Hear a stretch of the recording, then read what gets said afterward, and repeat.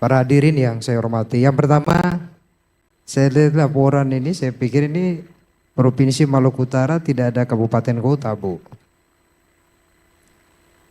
Karena ini harusnya kalau laporan provinsi secara kumulatif itu termasuk juga dengan kabupaten kota lainnya. Misalnya beasiswa Halteng itu 19 miliar. Tapi di data ini nanti kasihan buku kalau paparan secara nasional nanti kecil sekali.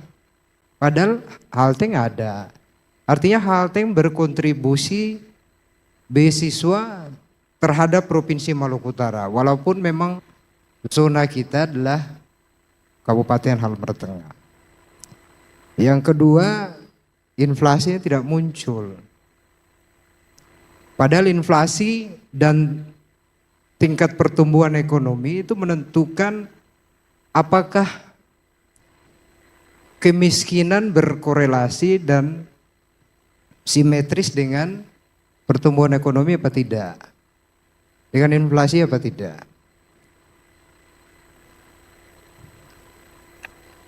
Yang berikutnya saya lihat data-data ini, data-datanya tidak ada target, Bu.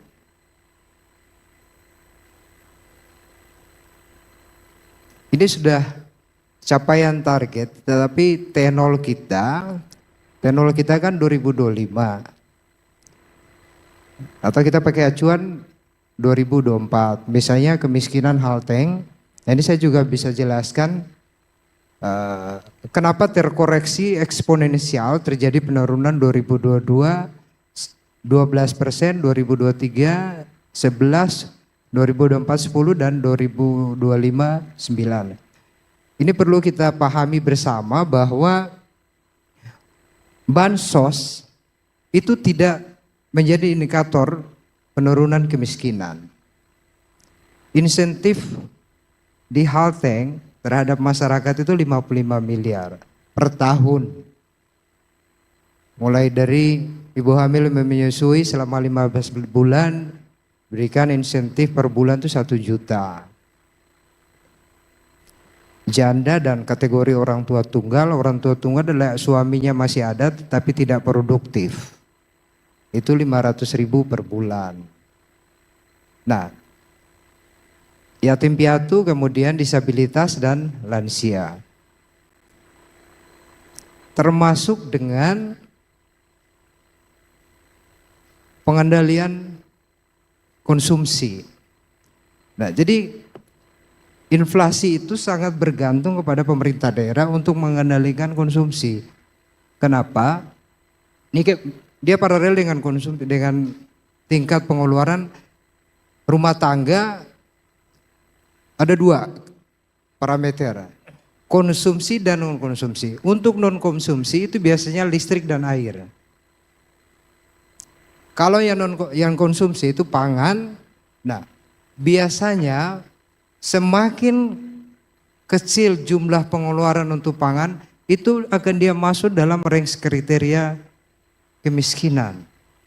Jadi kalau orang diet, saya setelah dicaca, karena saya tidak makan malam, saya kategori miskin.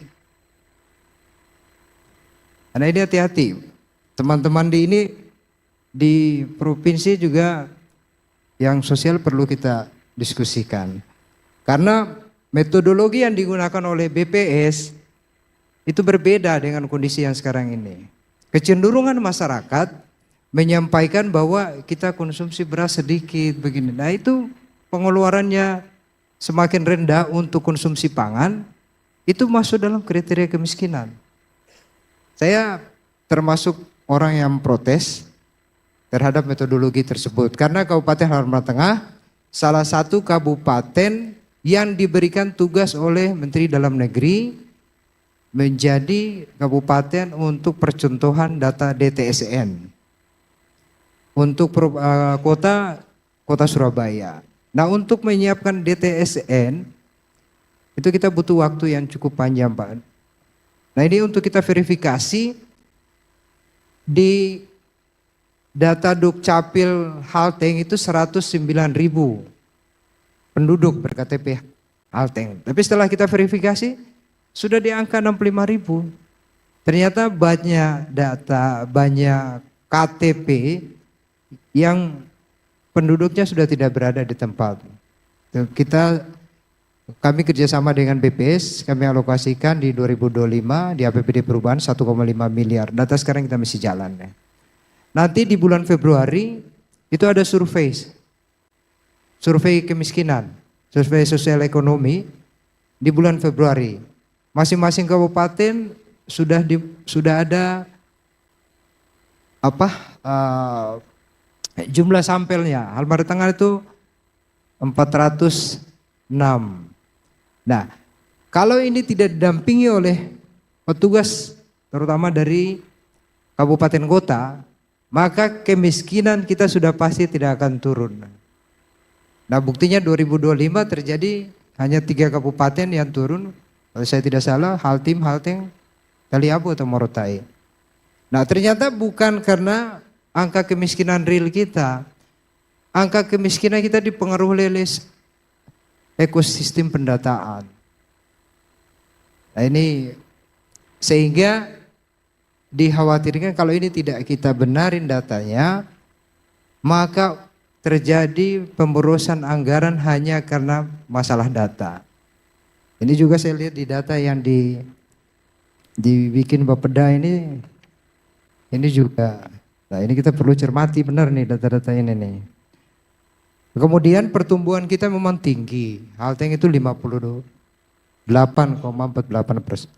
Kemudian provinsi sekitar 34. Tapi tingkat pertumbuhan kita itu bukan tingkat pertumbuhan yang merata. Kita oke, laju pertumbuhan tinggi. Tapi itu bukan pemerintah daerah melakukan sesuatu. Pertumbuhan kita tinggi karena ada kontribusi dari tenaga kerja di industri pertambangan dan hilirisasi. Bukan digerakkan oleh ekonomi daerah. Nah, inilah yang perlu kita cermati benar. Apakah bansos, apakah konsumsi kita itu sudah bisa memberikan kontribusi terhadap. Saya sudah menghitung bersama UI. Kenapa Halteng bisa inklusif? Karena TPP-nya besar. TPP golongan 2 di Halteng 6,2 juta. Dan itu saya melarang ada kredit. Supaya ini berputar di bawah. Insentif kita taruh di desa. Per 3 bulan desa itu mendapatkan insentif 2 miliar yang. Nah, ini cara saya untuk memutar. Makanya saya mengeluarkan beban tambahan di APBD agar kita pertumbuhannya bisa lebih merata. Nah, ini saya lihat kita kan pertumbuhannya belum tinggi sehingga ada 2 hal yang saya lihat, Bu Gup mohon izin. Yang pertama, inflasi itu dihitung dengan IHK, indeks harga konsumen. Hanya 2, Kabupaten Halteng dan Kota Ternate, IHK. Sementara IPH, indeks perubahan harga itu di 8 kabupaten kota. Di IHK ini karena belum disampling, makanya kita perlu duduk sama-sama sehingga disparitas harga antara kabupaten kota yang bersambungan itu setara, seimbang, sehingga IHK kita dan IPH kita akan berimbang. Karena kalau saya lihat berapa sih kontribusi Halmahera Tengah terhadap pertumbuhan ekonomi Maluku Utara? Berapa kontribusi penurunan angka kemiskinan terhadap Provinsi Maluku Utara? Berapa kontribusi IPM Halmahera Tengah terhadap Maluku Utara? Kalau tidak seperti itu, maka kabupaten kota akan bekerja sendiri.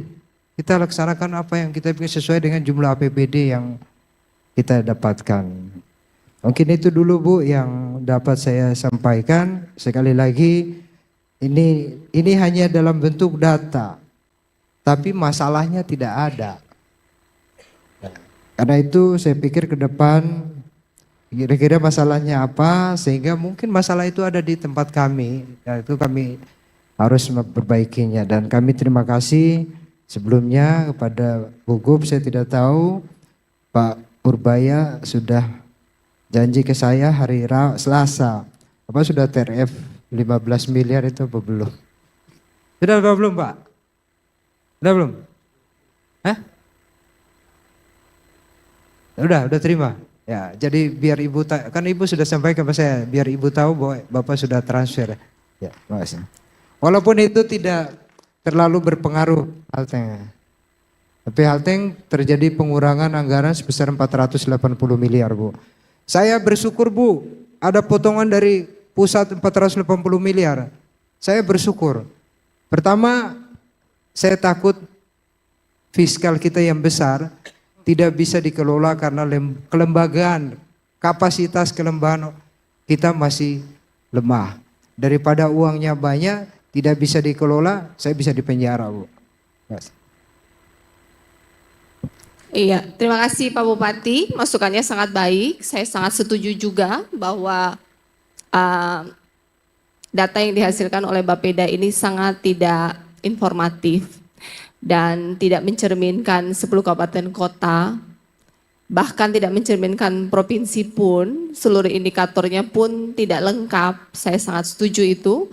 Masih banyak PR dari provinsi yang harus diperbaiki di internal kami sendiri yang sampai hari ini belum ada titik terangnya. Dan semoga Bapeda menerima ini menjadi catatan untuk segera memperbaiki diri dalam kecepatan lari.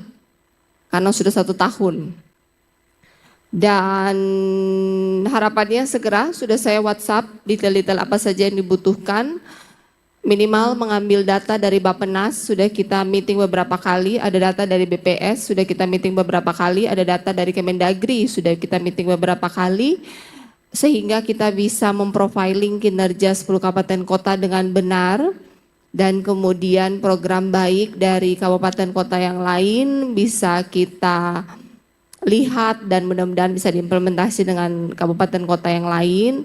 Intinya jika kabupaten kota masing-masing kuat, transparan, dan programnya jelas, angkanya jelas, kita provinsi sebagai koordinator bisa memapping masalah, mencari solusi bersama. 10 kabupaten kota bagus ya kita provinsi bagus, karena kan kita enggak punya masyarakat langsung, enggak punya wilayah langsung. Kita ini provinsi hanya koordinator dari 10 kabupaten kota, sehingga saya setuju bahwa berikutnya yang ditampilkan bukan hanya realisasi dari APBD provinsi, tetapi realisasi program APBD dari 10 kabupaten kota dan provinsi.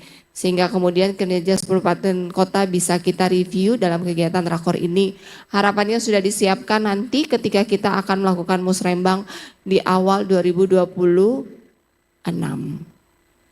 Dan apresiasi kepada Halteng yang sudah mengalokasi anggaran yang signifikan 19 miliar beasiswa, insentif sosial 55 miliar, kemudian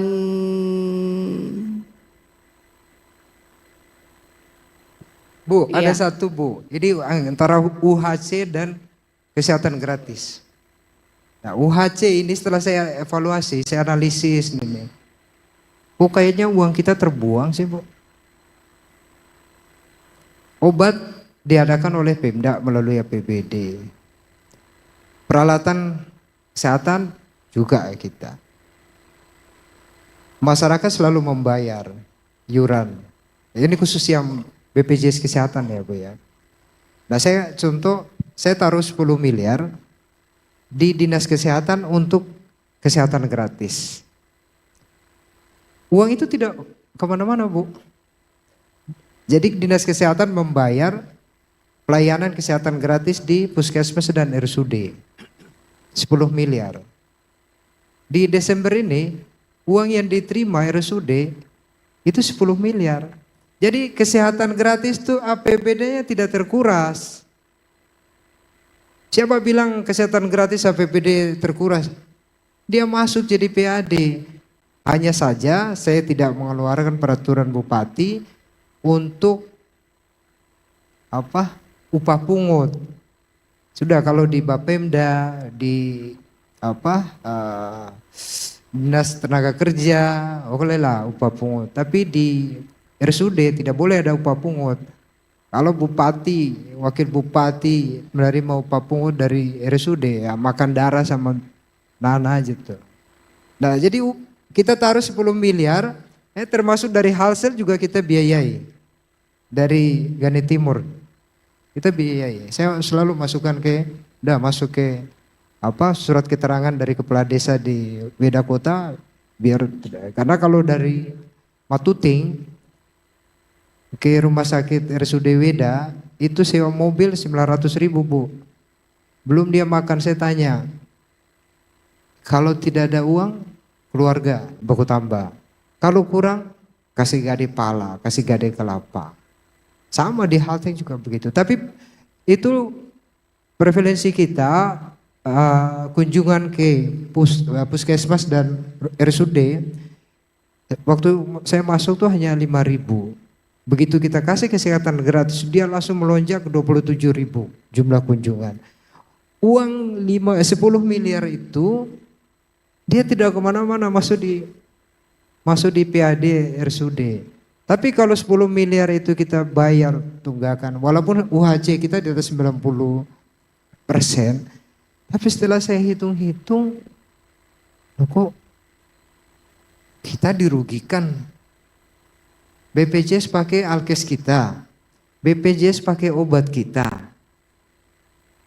Tapi operasi-operasi besar nggak bisa juga. Beda dengan BPJS tenaga kerja, begitu ada klaim, ya santunan langsung diterima.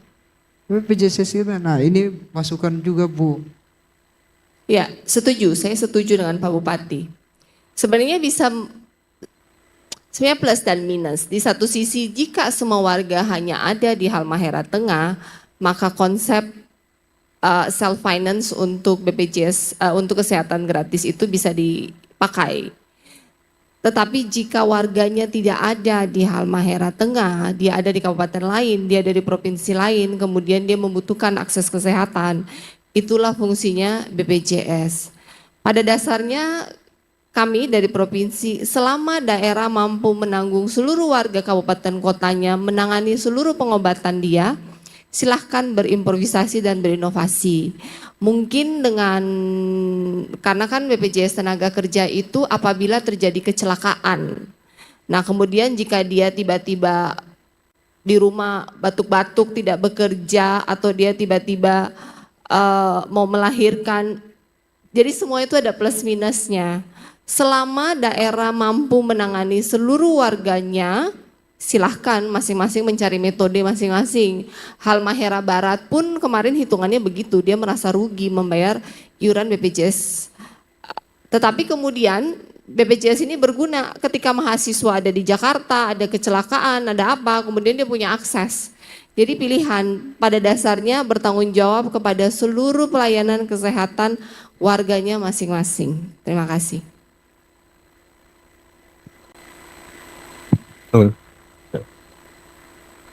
Ya, Assalamualaikum warahmatullahi wabarakatuh.